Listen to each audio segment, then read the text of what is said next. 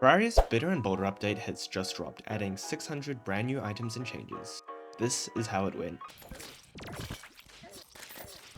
Yeah, it took a while, which is why this video is uploaded almost a month after the update came out.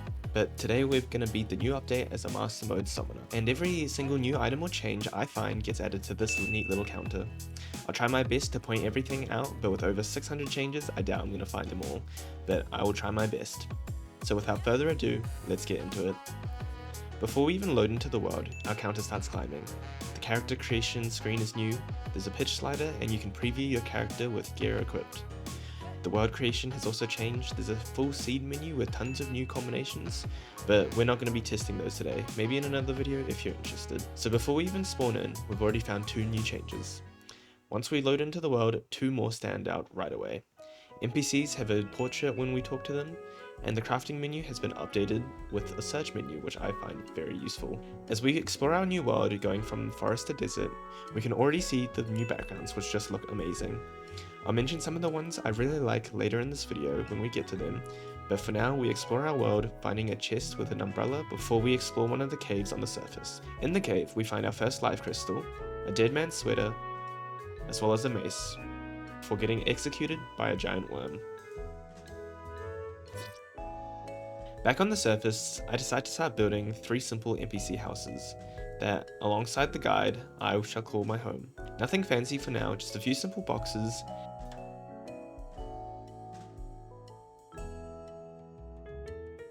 After that, I try to explore the world some more, but it's just... So fed up with dying, I decide I'm going to box myself in and make a small elevator, just to see if I can get some resources.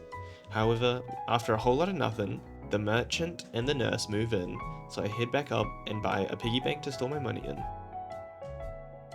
Then, after setting up some basic crafting and storage, I craft the cobweb, a new whip which is also our first summoner weapon for this playthrough. As well, it seems that crafting some new items has this really cool shine effect which I really like. Armed with our brand new whip, I start heading to the left to try to get to the corruption to see what lies beyond. But I end up dying and dying and dying. But wow, this one isn't as bad because we get to die while looking at the new Northern Lights background that appears in the snow biome at night, which I just really love. Tired of dying, I went back to being a mole, and with the help of a fairy, I got my second heart crystal, alongside my 3rd, 4th, and 5th. After getting a nice amount of loot, I head back up to the surface and made my house look a bit better, adding some stone brick and a fireplace. You might also notice in this clip, I have 3 houses but 4 NPCs. This is because another change that is added in 1.4.5 is that NPCs can visit during the day even if there's no housing available for them. However, just like the traveling merchant, they leave by the nighttime. After that, I finally made it past the corruption and to the snow biome, where I built some nice houses while admiring the backgrounds again. They really just did such a nice job with them, and I find them so pleasing to look at.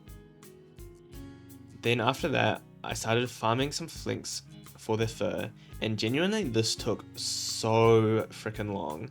But after about 4 hours of in-game time and about an hour's worth of cup footage, I finally got my first minion of the playthrough. After some upgrades to my armor and tools, I wanted to get the Flink's fur coat, but got distracted by a blood moon, where I didn't drop anything cool, and after that disappointing event, I finished off my snow biome base to get a snow biome to see the new linked up pylon interface.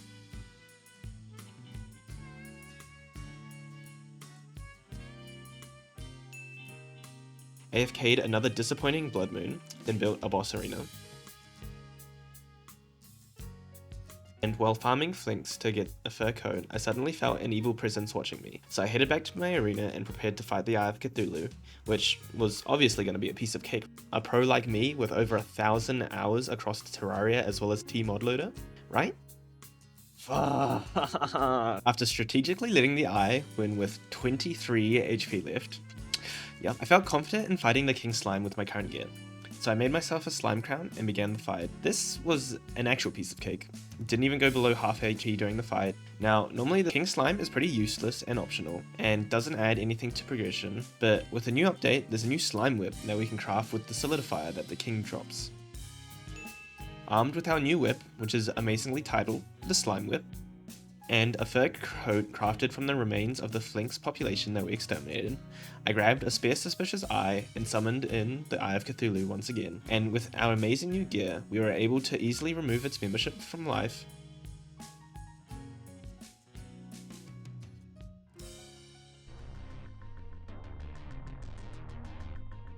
With the Demonite that the Eye was carrying, we were able to get our third new whip of the update, the Soul Scourge, which is a nice upgrade dealing a lot more damage than the Slime Whip. And after defeating the Eye of Cthulhu, you'll notice that the Terraria audio can now be heard.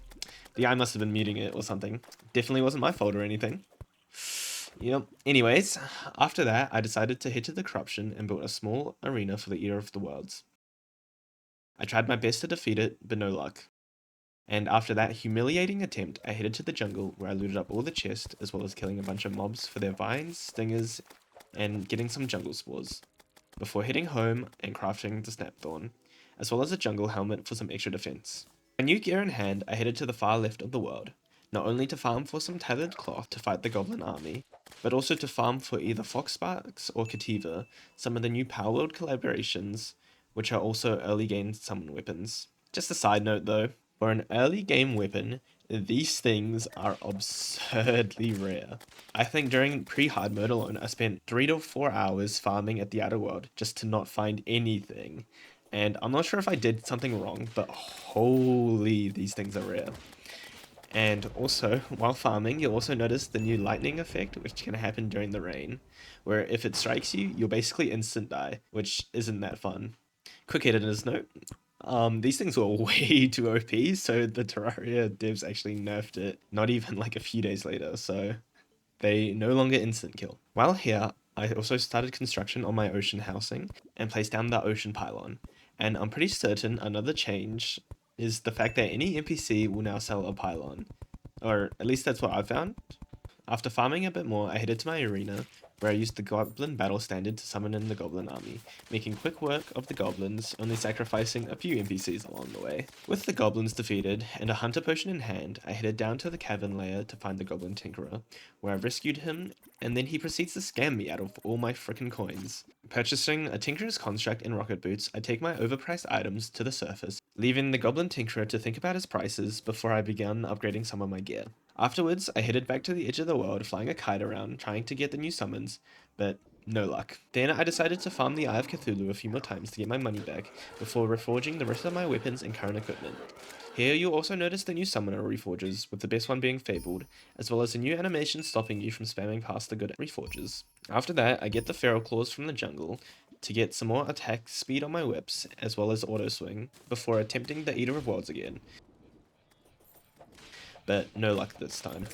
I try one more time armed with potions and buffs.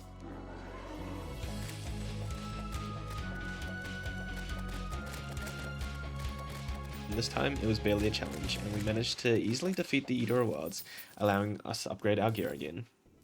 With the Shadow Scales in hand, I quickly headed to the underground mushroom biome to get 300 glowing mushrooms and 5 mushroom seeds. I decided to craft a new Dead Cells collab, which is another summon, the Mushroom Staff, which summons these little mushroom guys to fight with you. And with them in hand, I quickly head to the dungeon, build a small arena to fight Skeletron. But due to my severe lack of skill, I get killed easily.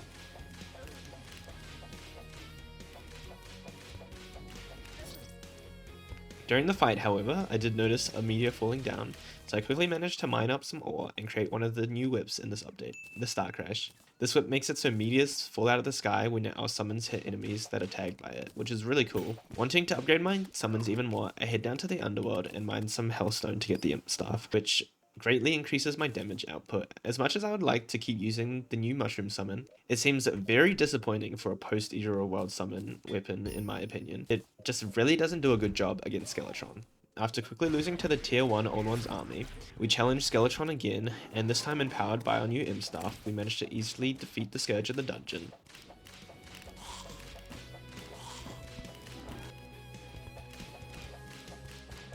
One change that I haven't mentioned, because I got really unlucky, is that the dungeon actually has 2 other new variants in this update. but I somehow managed to get the old one, so yeah. With our bad luck of world gen, I descend into our normal looking dungeon, killing the skeletons and looting their chests, finding another Dead Cell collab, the Ram Room, which does a slam attack when jumping and hitting the down button. I actually found this really useful when going down the elevator, as it allows me to speed up the descent. Well, in the dungeon, I also encountered a new enemy, the Librarian skeleton, who does something. I really don't actually know, if I'm being completely honest. But in the dungeon, I got a bewitching table which allows me to get an extra summon slot when used. After clearing out the dungeon, I finished off NPC houses at both the jungle and the ocean, allowing me to even faster travel around the world.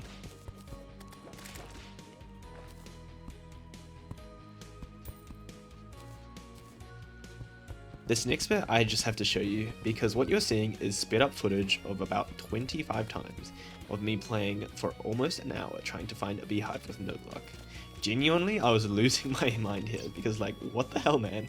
And after all that, I managed to find a beehive, and luckily was able to defeat the queen on the first try. And I'm glad I did, because if I didn't, you might not be watching this video. After that, I quickly defeated Her Majesty again, before crafting myself the bee armor, allowing me to summon even more minions. Now, equipped with my own small army, I attempted the old one's army again, and defeated them, which allowed me to use the ballista staff outside of the event, which just gave me a bit more DPS during fights. I then began construction on a short hell bridge. It ain't much, but it's honest work, and after going through all my stone, I tried to fight the wall of flesh. However, within the first minute of the fight, I knew that the bridge was not going to be enough, and I was right.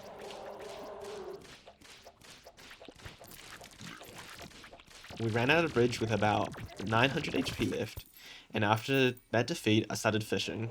I was trying to fish up some fish to craft summoner potions, but I didn't find any. What I did find, however, was that you can actually see the fish in the ponds that you're fishing up, which is pretty neat. I also fished up a Georgia Cola, which I gave to the Dryad, who in return gave me a start drop. Unfortunately, it doesn't increase my stamina or HP, but instead it summons a cute little Drumnomo that follows me around. And with my new buddy alongside me, I extended the bridge a few hundred blocks, and then gave the guide a nice warm bath, which unexpectedly summoned the wall of flesh.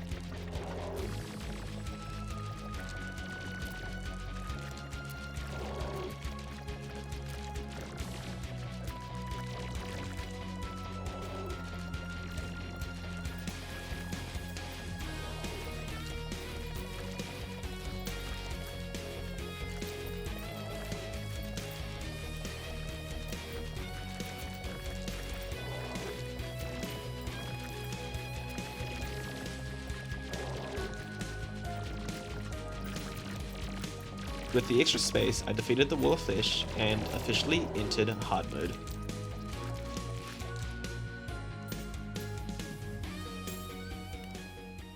The first thing that I did was go into the underground corruption and mine some of the demon altars, blessing my world with cobalt, orichalcum, and titanium, before I was ripped to shreds by the ungodly amount of wraiths that spawned. Downing a Spelunker potion, I headed down my elevator to mine out some of the newly generated hard mode ores to upgrade both my anvil and my furnace into the orichalcum anvil and titanium forge. Afterwards, being tired of my terrible storage situation, I decided to make a small storage and crafting basement under my forest village. I mainly used boreal wood alongside some grey brick, and I think it turned out really nicely, and the chest got me through the rest of my playthrough luckily.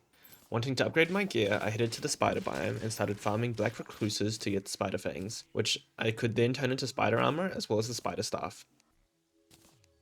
And seeing that it was raining, I quickly headed over to the snow biome to farm some ice golems to get frost cores and potentially an ice feather, but no luck with that one. With my new armor and summons, I attempted to fight the queen slime, and it went very quickly. Instead of trying that again, I farmed a few souls of knights and crafted my cool new whip, the Cool Whip. Cool Whip, yeah. You mean Cool Whip? Yeah, Cool Whip. Cool Whip. Cool Whip. Cool Whip. Ugh. Anyways, afterwards, I farmed some pixies to get some of their dust, as well as killing some wyverns to get myself some pixie wings. And with my new wings, I managed to take down a bunch of bosses, in my dreams of course, because I suck at this game and proceed to die to every boss possible, as well as the pirates. One thing that I noticed while going through all the bosses, as well as the pirate invasion, was that the spider minions were very good on ground enemies, but as soon as the enemies learned how to jump even more than 2 feet, they just became useless. So instead, I went for a combination of a few spiders as well as my old imp staff, and with this new strategy and some more gelatin crystals, I began attempting the queen slime again. I got a level with you guys here. I am a massive boss skipper, as well as a calamity player, so for most of my playthroughs, I'll skip through some of the optional vanilla bosses, such as the Queen Slime, as well as another boss that I'll get into later. So I have practically no experience with Queen Slime, and the little that I do is often carried by the overpowered calamity items at that point. So with that in mind, I died a lot.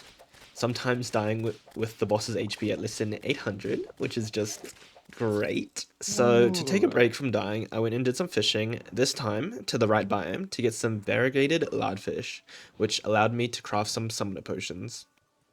With the summoner potions in hand, as well as some of the other buffs, I managed to defeat the Queen Slime, which I had to do another 3 whole times, because the game just refused to give me the blade staff. But after the 4th treasure bag and a whole lot of rage, I managed to get it. With my blade staff in hand, I started to quickly speed blitz through the mechanical bosses, beating all 3 of them on my first attempt with my new gear.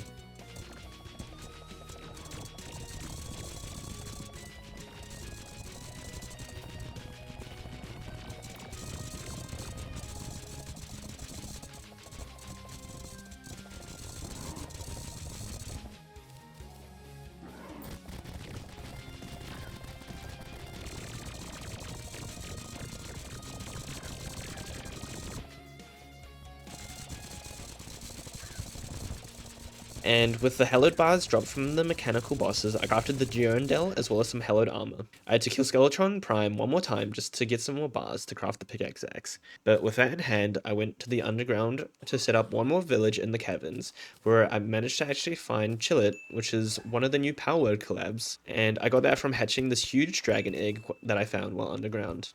After setting up my base, I headed to the jungle to mine some chlorophyte, as well as finding a Plantera bulb, which will be the site of my future Plantera arena. But for now, I took the chlorophyte ore and crafted some armor, including the brand new visor, which was added in the update. I tried the new armor on Duke Fisheron, but I found that I actually preferred the hallowed armor's damage immunity over the chlorophyte armor's damage crystal thing, so I swapped back as they have the same amount of minion slots and practically the same defense and attack power. With 2 defeats from the Duke Fisheron added to my long list of deaths, I went back to the jungle and started work on the Plantera arena, which, looking back, was way bigger than I actually needed. And after making the arena, I took a slight detour to hell to farm for 2 magma stones, that way I could craft both the Terra Spike boots as well as the fire gauntlet. While also looking for the shimmer, I found a strange boulder that just dropped on the ground after breaking, and it turned out to be the new friendly boulder pit, which I instantly threw into the shimmer to get the rainbow boulder pit, which sadly replaced my little Junimo. Sorry, buddy. With my massive new arena and rainbow boulder buddy, I went and defeated Plantera very easily, hoping to get the new bit, the vulgar display of power, which according to the wiki has a 14.5% chance of dropping. However, with probably over 10 defeats of Plantera that I did through the rest of the playthrough, I never managed to drop it. And I just want to say, with all the new summon items that they added, I swear they just didn't want to give some of them to me. This was the same with Fox Sparks and Kativa, which I continued to farm for all the way up to before Moonlord. And I still didn't get it after about probably 5 hours of grinding. Okay, enough complaining, let's just get back into the video. With Plantera down, I headed to the jungle temple to fight Golem.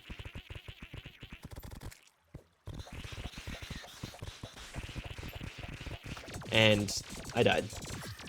This felt really embarrassing, honestly, as dying to Golem, which is probably one of the easiest bosses, is really sad.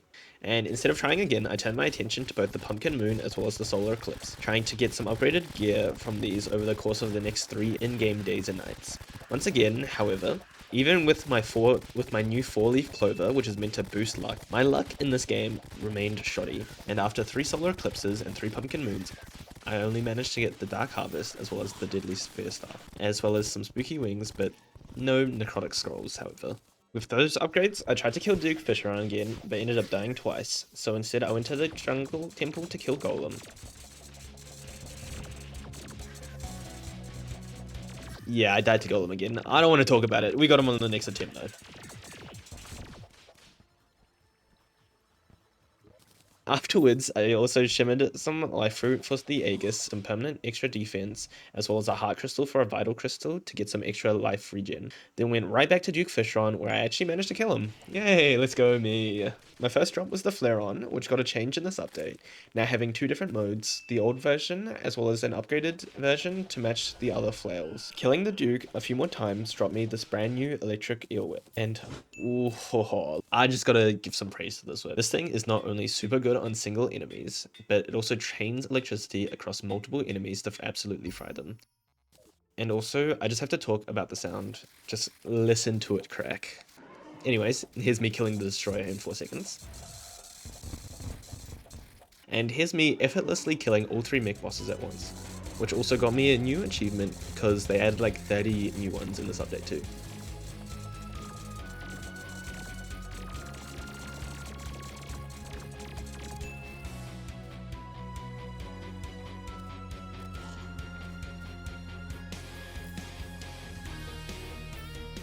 Afterwards, I went back to farming Duke Fishron because I also wanted to get the Tempest staff, which I eventually got too.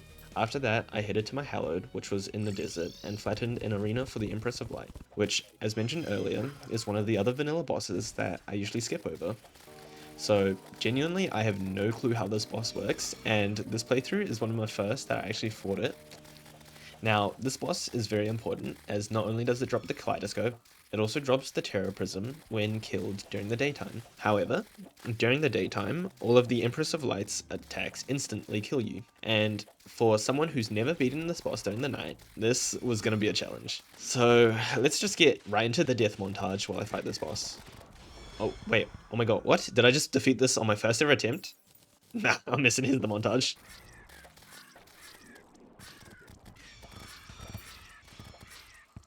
Tired of the deaths, I decided to pivot to the Celestial Pillars by defeating the Lunatic Cultist.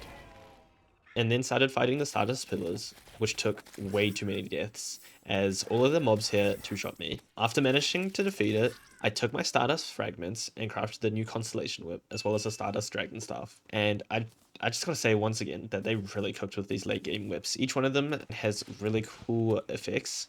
Other than the vulgar display of power, I still have no clue what that one does. Armed with the new whip and the dragon, I took down the other 3 pillars and tried to do the Moon Lord, which went as well as you can imagine.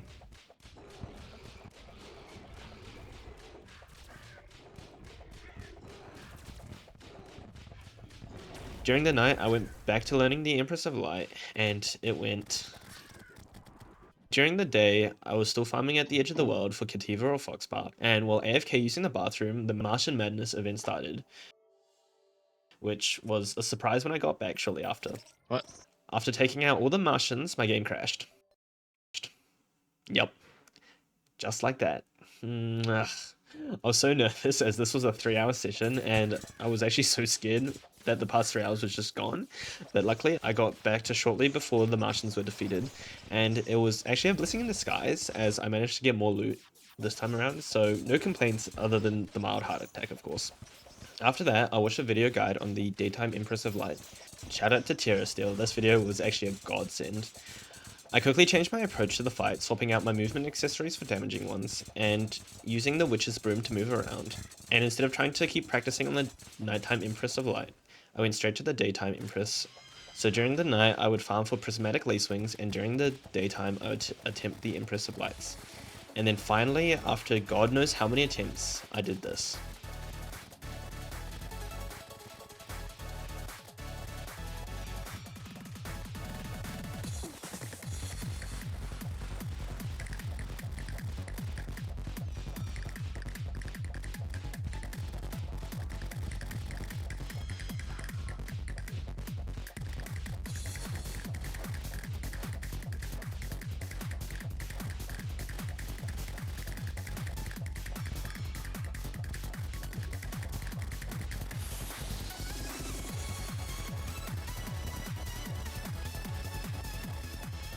Yes! Oh my god, oh my god, oh my god, oh my god, fuck yes. Oh my god, holy shit, oh my god.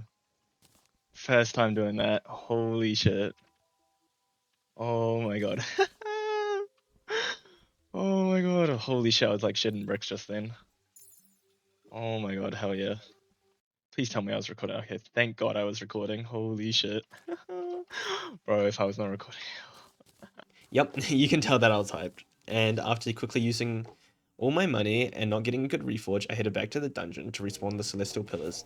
And this is where we enter my gauntlet of deaths, trying to defeat the Moonlord. For the next few hours, I went through the same process of defeating the Lunar Cultist, defeating the Celestial Pillars, dying to Moonlord, using the fragments to craft Celestial Pillars, rinse and repeat,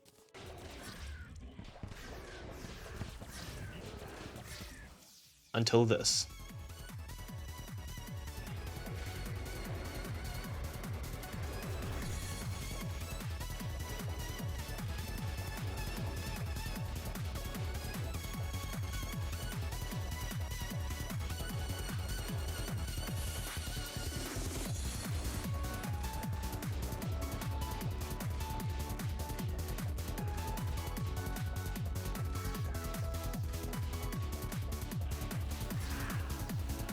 Yep, I killed the Moonlord, but in the process, I died, which was just not satisfying for me at all.